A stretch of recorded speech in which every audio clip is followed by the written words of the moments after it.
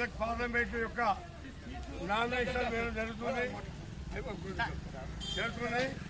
మన యువ నాయకుడు ముఖ్యమంత్రి రేవంత్ రెడ్డి గారు మెదక్ పట్టణంలో బహిరంగ సభ ఉంది. దానికి సదాశివపేట పట్టణం నుండి మరి సదాశివపేట మండలం నుండి కార్యకర్తలు మరి తండమొత్తంగా వెళ్ళడం జరుగుతుంది. ఎందుకంటే ఈ యొక్క బీజేపీ టీఆర్ఎస్ ప్రభుత్వము నాటకాలు ఆడుతుంది కనుక వారిని తప్పకుండా ఈసారి బుద్ధి చెప్పినట్టు మరి వచ్చే పార్లమెంట్ ఎన్నికల్లో కూడా మరి బుద్ధి చెప్పాలని చెప్పేసి అస్సాయి గుర్తుకి ఓటు వేసి చెయ్యి గుర్తుకి ఓటు వేయాలని చెప్పేసి మళ్ళీ చేస్తూ ముగిస్తున్నారు. మరి కాసేపట్లో మరి ముఖ్యమంత్రి గారు విచ్చేసిన ఆ లైన్ అంతా క్లియర్ ఉండాలి సార్. పోలీస్ వారితో సహకరించాలి అందరూ. ఆ వెహికల్ సీఎం గారు డయాస్ వెహికల్ కు రైట్ సైడ్ లో మీరు లెఫ్ట్ సైడ్ కి వస్తారా దయచేసి అక్కడంతా క్లియర్ చేయాలి. వీలైతే వెనక్కి వెళ్ళాలి సార్ దయచేసి ప్లీజ్. చౌక్ వెనుక వైపు రండి.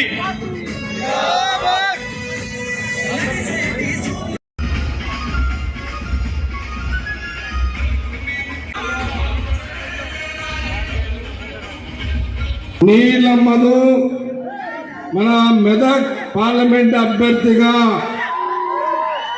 సోనియా గాంధీ, రాహుల్ గాంధీ, రేవంత్ రెడ్డి గారు డిక్లేర్ చేసిన సంగతి ఈరోజు నామినేషన్ రావడం జరిగింది. మనందరూ కూడా తెలిసిన విషయమే. ఒక విషయాన్ని మీ అందరూ కూడా తెలియజేస్తుంది ఏంటంటే గత 25 ఏళ్ల కిందట ఇది ఇందిరమ్మ పార్లమెంట్. ఇది మీ దగ్గర కసి ఉందా? కసి ఉందా? కసి ఉంటే ఓటుడు కాదు, ఓట్లు పడాలి. నీళ్ళమ్మదు కాంగ్రెస్ పార్టీకి. మనమందరం కూడా 25 ఏళ్ల తర్వాత ఈ పార్లమెంట్ లో మెదక్ నీళ్ళమ్మదు కాంగ్రెస్ పార్టీ అభ్యర్థిని మనమందరము కాంగ్రెస్ పార్టీ నాయకులము, కార్యకర్తలము మనమందరం కూడా ఈ మెదక్ పార్లమెంట్ ఛాలెంజ్ గా తీసుకొని ఎట్టి పరిస్థితుల్లో అటు సిద్దిపేట నుంచి సంగారెడ్డి వరకు ఓట్లు దంచుడే దంచుడు. సోదరులారా, 2 పార్టీలు ఎవరట్టం వచ్చినా ఊరుకునేది లేదు, జిమ్మికులు చేసినా ఊరుకునేది లేదు. హుషారుతోటి ఆట ఆడుదాం. అర్థమైందా? నేను కూడా చెప్తున్నా, ఏది ఏమైనా 25 ఏళ్ల తర్వాత ఇందిరమ్మ పార్లమెంటు రాహుల్ గాంధీ గారికి, మన రాష్ట్ర ముఖ్యమంత్రి రేవంత్ రెడ్డి గారు, ఇటు దామోదర్ గారు, కొండ సురేఖ గారు, హనుమంతరావు గారు, మైనపల్లి పొంగులేడు శ్రీనివాసరావు గారు,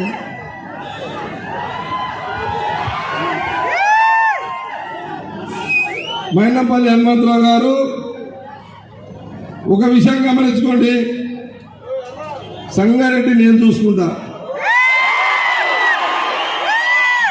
మైనపల్లి హనుమంతరావు గారు మెదక్ చూసుకుంటారు, ఆయన సిద్దిపేట, సరే ఆయన కొడుకు మెదక్ చూస్తాడు, మైనపల్లి హనుమంతరావు గారు సిద్దిపేట చూస్తాడు.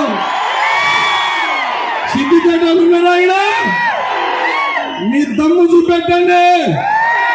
దేనికైనా నేను తామన్న కొండ సురేఖ జగ్గారెడ్డి మీకు అందుబాటులో ఉంటాము. రేవంత్ రెడ్డి ముఖ్యమంత్రి మీద చూసుకుంటాడు. గవర్నమెంట్ మనది ఉన్నది. పోలీసు వాళ్ళకి భయపడకుండా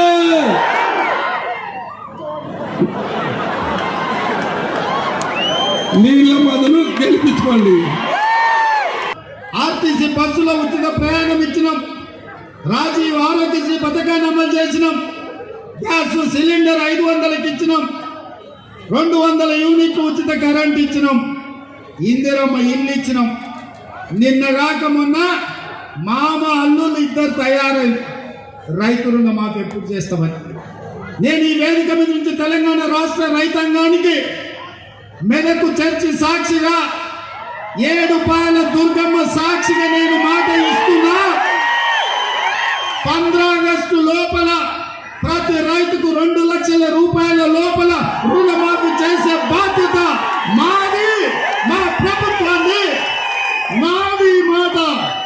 నేను మాట ఇస్తున్న మిత్రులారా, తెలంగాణ రైతాంగానికి ఏడుపాయల దుర్గమ్మ సాక్షిగా నేను మాట ఇస్తున్నా, 15 ఆగస్టు లోపల మీ 2 లక్షల రుణమాఫీ చేసే బాధ్యత నాది. ఇదే కాదు, వచ్చేసారి పండించే వడ్లకు 500 రూపాయల బోనస్ ఇచ్చి కొనుగోలు చేసే బాధ్యత నాది. 100 రోజుల్లో ఇచ్చిన 6 పథకాలలో 5 పథకాలు అమలు చేసి 100వ రోజు ఎన్నికల కోడొచ్చి ఎన్నికల క్షేత్రంలో మేముంటే వెనుకంగా కాళ్ళ కట్టబెట్టాలని కేసీఆర్ ఆయన అల్లుడు బయలుదేరి 100 రోజుల్లో మేము ఇన్ని చేస్తే అప్పుడే దిగిపో అని అంటున్నావు. ఏం అల్లాటప్పగా వచ్చినాం అనుకుంటున్నావా? అడుక్కుంటూ వచ్చినాం అనుకుంటున్నావా? అయ్య పేరో మామ పేరో చెప్పి కుర్చీలో కూర్చున్నాం అనుకుంటున్నావా? బిడ్డ, నీలాకటోళ్ళం తొక్కుకుంట ఇక్కడికి వచ్చినాం. 10 ఏళ్ళు ఇక్కడనే ఉందాం. ఎవడొస్తాడో, నువ్వు వస్తాడో, నీ మామ వస్తాడో, నీ బామ్మాట వస్తాడో, వాళ్ళని పుట్టించిన అయ్యొస్తాడో ఎవడొస్తాడో రాండి బిడ్డ, పండబెట్టి తొక్కకపోతే చూస్తాం. 10 ఏళ్ళు ఇందిరమ్మ రాజ్యం ఉంటుంది, ప్రజాపాలన జరుగుద్ది, ప్రజల కష్టాలన్నీ తీర్చే బాధ్యత కాంగ్రెస్ పార్టీ తీసుకుంటుందని చెప్పి నేను ఈ సందర్భంగా తెలియజేస్తున్నా. అందుకే రైతుల ఆదాయాన్ని 2 చేస్తామని ఢిల్లీ సరిహద్దులో 100లాది మంది రైతులను కాల్చి చంపిన చరిత్ర భారతీయ జనతా పార్టీది. రైతులను చంపిన బీజేపీ ప్రభుత్వాన్ని పొందబెట్టాలి అని చెప్పి తెలంగాణ రైతాంగానికి నేను విజ్ఞప్తి చేస్తున్నా. ప్రతి పేదవాడికి సొంతింటి కన్నా నెరవేర్తాం 2022 లోపల అని చెప్పాడు. ఏ పేదవాడికి ఇవ్వలేదు. అందుకే మోడీ ప్రభుత్వాన్ని బీజేపీని గద్దె దించాలి అని చెప్పి నేను ఈ సందర్భంగా తెలియజేస్తాను. బీఆర్ఎస్ అభ్యర్థి ఎవడో మీకు తెలుసా?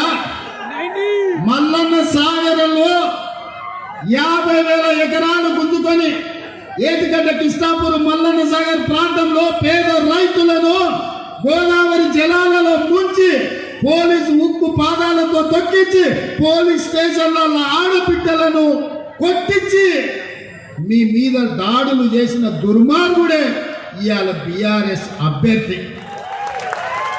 మీరు కావాలంటే మల్లన్న సాగర్, రంగనాయక సాగర్, కొండపోచమ్మలో మునిగిపోయిన రైతుల దగ్గరికి వెళ్ళండి, అడగండి.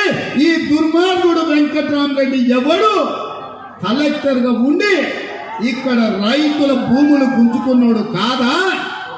100లాది రైతుల కుటుంబాల మీద కేసులు పెట్టినోడు కాదా? మల్లన్న సాగర్ మా భూములు ఇయ్యము అని అంటే పోలీసులను పెట్టి ఆడబిడ్డలను పరిగెత్తించి కొట్టినోడు ఈ వెంకట్రామరెడ్డి కాదా? ఏ ఊరోడు, ఎక్కడోడు, ఎక్కడికి వచ్చిండు, ఇక్కడ ఎంపీ కావాలనుకుంటుందో ఆలోచన చేయండి. ఎందుకు ఇచ్చిండు కేసీఆర్?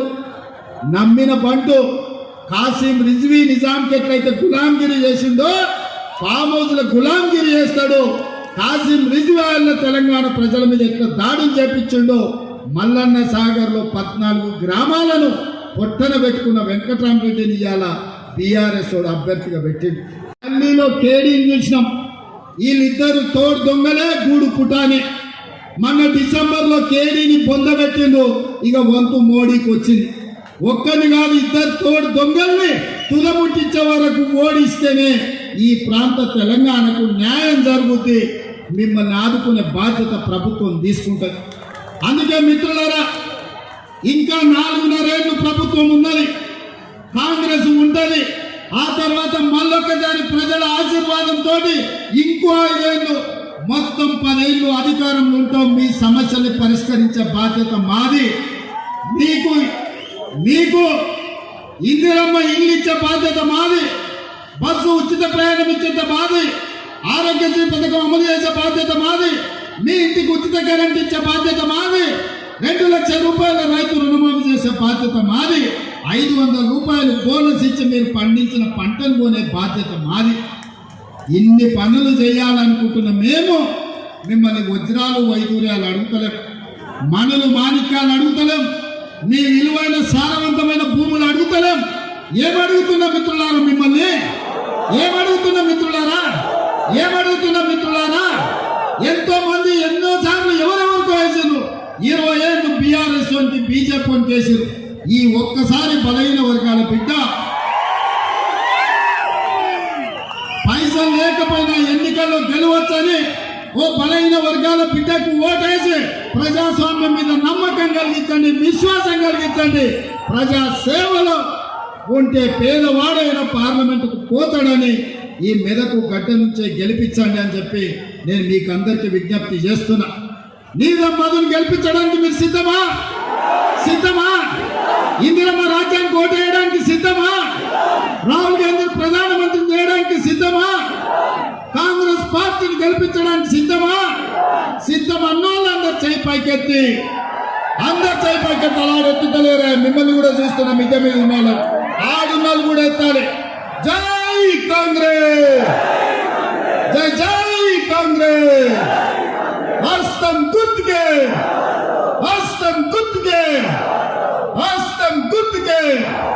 ధన్యవాదాలు సోదరులారా.